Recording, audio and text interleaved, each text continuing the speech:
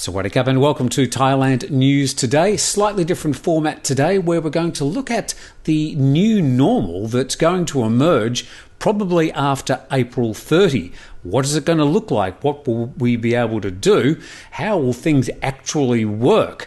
Well, of course, the Thai government's having to look at the imperatives of the public health dimension, plus, of course, wanting to reboot the Thai economy. So let's see how they're going to do all this.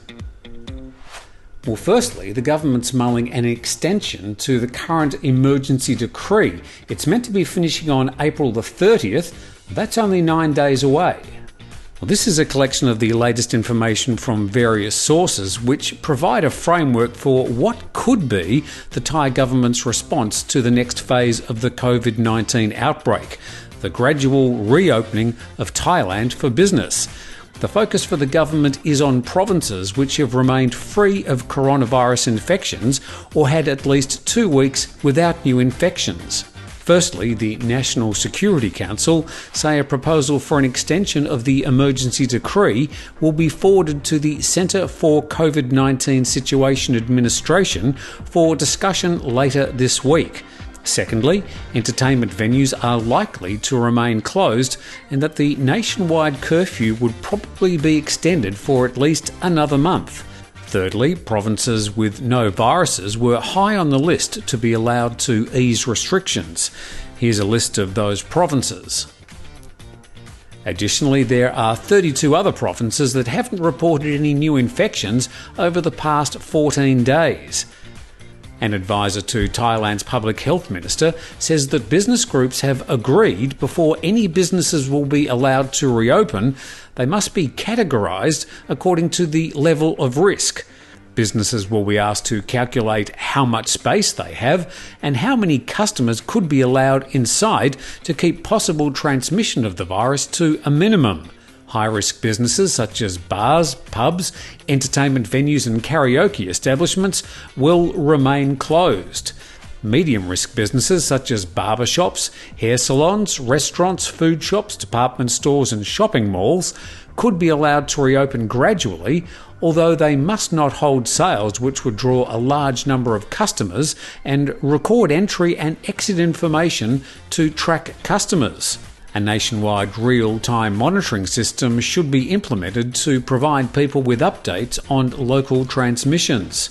And restrictions could also be eased in provinces which remain free of infections until the end of this month, as well as another 38 provinces that have only had sporadic infections.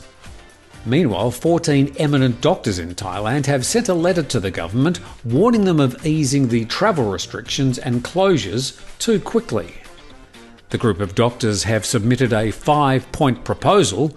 They say the country's lockdowns have been shown to contain the spread of the virus to a satisfactory level, but before easing lockdown restrictions, the doctors proposed 5 measures be taken: expanding testing and isolation of the infected, strict enforcement of social distancing and hygienic practices such as the wearing of face masks, the reopening of low-risk businesses, the long-term, that could be up to 3 months, closure of high-risk businesses such as pubs, bars, entertainment venues and sports stadiums, and effective monitoring and forecasting systems.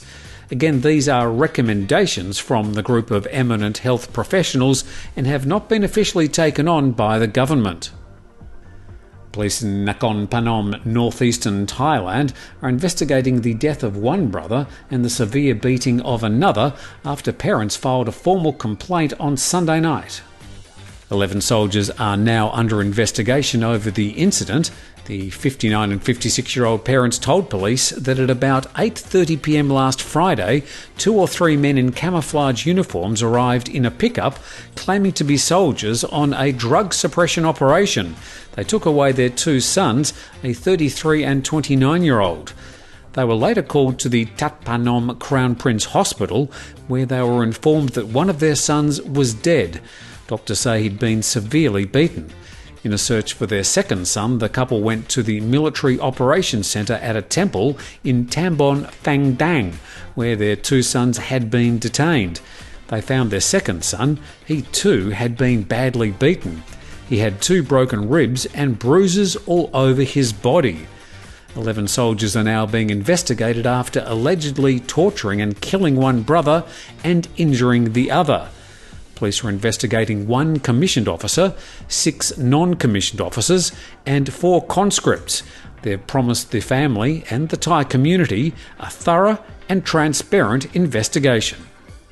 And finally, there's been 19 new cases of the COVID-19 coronavirus in Thailand today, takes the total in the country to 2,811.